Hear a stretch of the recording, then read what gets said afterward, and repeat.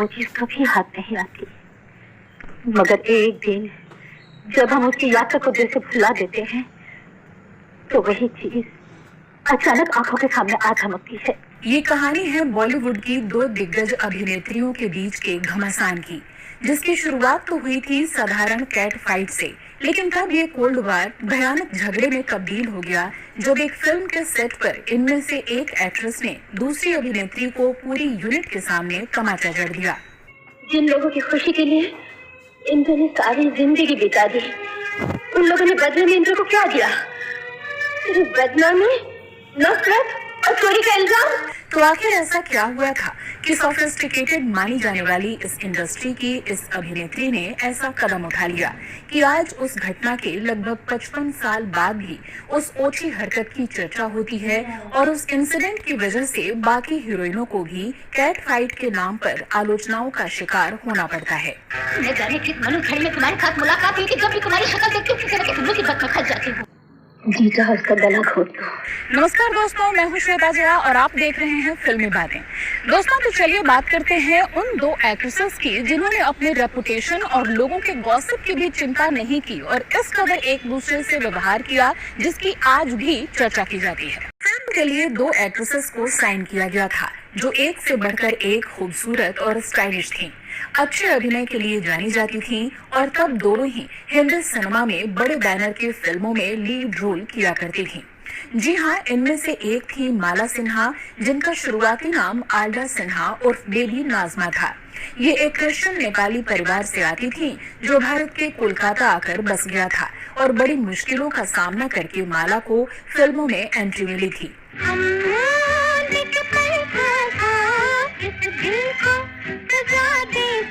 वहीं दूसरी एक्ट्रेस थी शर्मिला टैगोर, जो एक बंगाली हिंदू परिवार से ताल्लुक रखती थीं।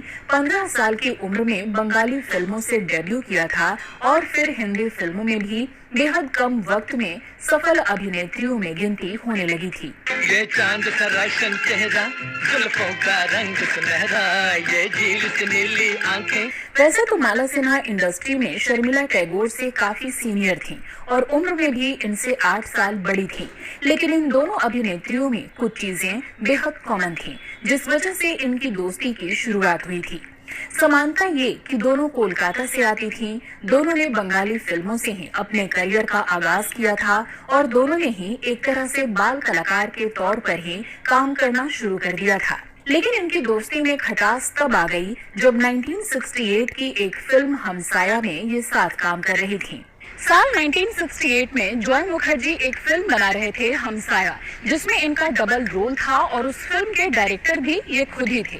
इस फिल्म के लिए इन्हें दो एक्ट्रेसेस की जरूरत थी, जिसके लिए माला सिन्हा और शर्मिला टैगोर को कास्ट किया गया। ये दोनों पहले से एक दूसरे की दोस्त मानी जाती थीं, तो जॉय मुखर्जी ने सोचा भी नहीं कि ये आगे एक दूसरे से भिड़ सकती हैं। जाहिर है दोनों ही अभिनेत्रियों को फिल्म की कहानी और इसमें अपने किरदार पसंद आए थे, तभी इन्होंने इसके लिए हामी भरी थी। पर जैसे जैसे फिल्म की शूटिंग आगे बढ़ने लगी, इन दोनों में कुछ मुद्दों पर विवाद सामने आने लगे। पहले यह झगड़ा खुलकर नहीं था, बल्कि कोल्ड वार की शक्ल में सेट पर चल रहा था, जिसकी जानकारी सिर्फ यूनिट के लोगों को ही थी।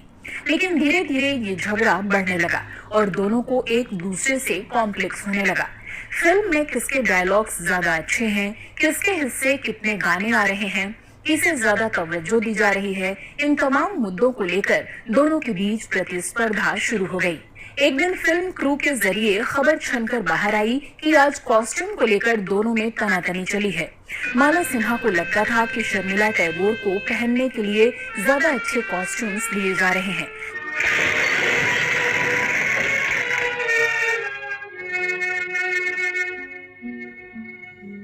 जबकि शर्मिला की भी ऐसी ही शिकायत थी। और फिर दोनों एक दूसरे की हर चीज, हर एक्सेसरीज की तुलना सेट पर करने लगी। निर्देशक जॉय मुखर्जी इन दोनों को अलग रखने की पूरी कोशिश करते, खासकर तब जब एक महत्वपूर्ण टकराव के सीन को फिल्माया जा रहा था। और हम पर जो इल्जाम लगाए जाते हैं कि हम आप में दिलचस्पी ले रहे हैं, इन इल्जामों का जिम्मेदार तो इल्जाम लगाने वाला है, इसका मैं क्या जवाब दे सकता हूँ। लेकिन सब बेकार। धीरे धीरे इन दोनों ने फिल्म के क्रू मेंबर्स और बाकी कलाकारों को लेकर भी ग्रुपिज्म करना शुरू कर दिया। कुछ क्रू मेंबर शर्मिला टैगोर की तरफ हो गए तो कुछ माला सिन्हा को खबरें पहुंचाने का काम करने लगे। इस तरह सेट का माहौल लगातार और बिगड़ने लगा। इन हसीनाओं का ये कोल्ड वार तब हॉट फाइट में बदल गया जब एक दिन माला सिन्हा ने एक फिल्म सीक्वेंस के दौरान कथित तौर पर शर्मिला टैगोर को थप्पड़ जड़ दिया। अब इस तरह के सिचुएशन के बीच इस फिल्म के एक्टर डायरेक्टर जॉय मुखर्जी की क्या हालत रही होगी आप समझ सकते हैं। बताते हैं कि जॉय और यूनिट के लोगों के बीच बचाव करने से दोनों को अलग किया गया और किसी तरह माहौल को शांत किया गया, लेकिन उस दिन आगे की शूटिंग कैंसिल हो गई और सेट से लेकर बाहर तक गॉसिप का दौर तेज हो गया। अब जॉय मुखर्जी ने आगे इस फिल्म को कैसे पूरा किया इसकी स्पष्ट जानकारी तो नहीं है, लेकिन इसमें काफी मुश्किलें आई होंगी ये तो तय है। बताते हैं कि इस घटना के अगले ही दिन ये खबर अखबारों और फिल्मी मैगजीन्स की सुर्खियां बन गई। लेकिन इस बारे में जब दोनों ही एक्ट्रेसेस से पूछा गया, मीडिया ने जानने की कोशिश की तो इन दोनों ने ही सिरे से खारिज कर दिया और कहा कि हो सकता है कि फिल्म के प्रमोशन के लिए इस तरह की खबरें उड़ाई गई हों। बाद में एक इंटरव्यू में माला सिन्हा ने थप्पड़ वाली कहानी को सिरे से खारिज करते हुए कहा था कि ऐसी अफवाहें महज फिल्म के लिए कुछ प्रचार करने की कोशिश थी। इसके अलावा उसी इंटरव्यू में इन्होंने अपने को एक्टर विश्वजीत के साथ अपने किसी भी तरह के रिलेशन से भी इनकार किया था, जिसके साथ उन्होंने लगभग 20 फिल्मों में काम किया था और दोनों के अफेयर के चर्चे सरेआम थे।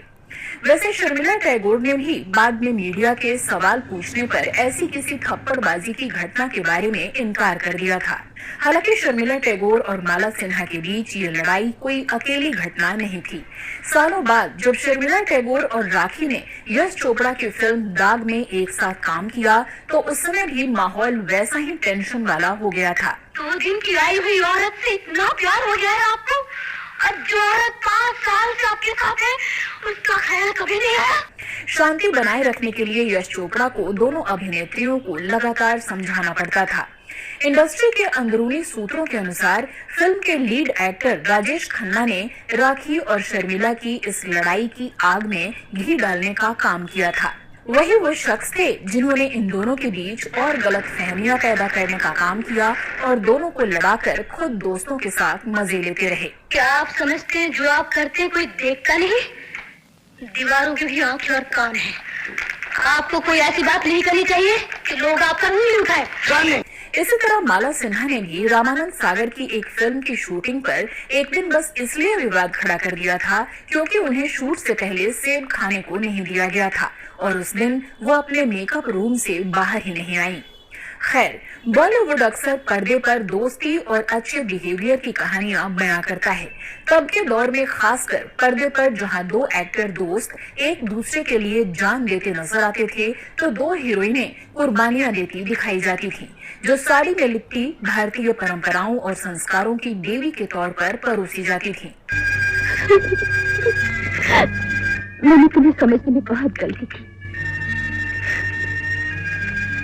हो सके तो मुझे अपनी बहन समझ के माफ करना। ये कह रही ना? लेकिन वास्तविकता इसके ठीक उलट थी, जहां ज्यादातर एक्टर्स एक्ट्रेसेस एक दूसरे के खिलाफ साजिश रचते, बैक बाइटिंग करते या फिल्म में एक दूसरे का रोल कटवाने में लगे रहते थे। यानी पर्दे पर आदर्शवादी और असल जीवन में मुखौटावादी। दुनिया बदल सकती है लेकिन वो नहीं बदल सकते। हालांकि सभी फिल्मी हस्तियों के लिए ऐसा नहीं कहा जा सकता, क्योंकि प्राण, मीना कुमारी, सुनील दत्त, मनोज कुमार और मोहम्मद रफी जैसी फिल्मी हस्तियां भी रहीं जिन्होंने हमेशा सबकी मदद की और दोस्ती भी निभाई। लेकिन सिनेमा की रंगीन दुनिया में काम करने वाले कलाकारों के बीच कब दोस्ती और कब दुश्मनी हो जाए कहना मुश्किल है। कभी कभी तो ये एक साथ नाचते गाते पार्टी करते नजर आते हैं तो कभी अगले ही पल इनमें इतनी ज्यादा खटास और दुश्मनी हो जाती है कि कहना मुश्किल। बॉलीवुड में कुछ दोस्ती ऐसी रही हैं जिनका अचानक और नाटकीय अंत हुआ है।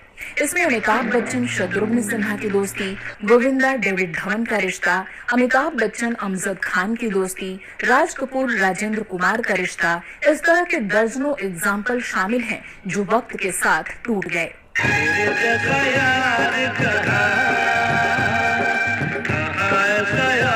तो दोस्तों, आपको क्या लगता है बॉलीवुड में इस तरह के कोल्ड वार की वजह आप क्या मानते हैं? कमेंट करके अपनी राय जरूर बताइएगा। दोस्तों, अगर आप मेरे साथ देश के खूबसूरत स्थान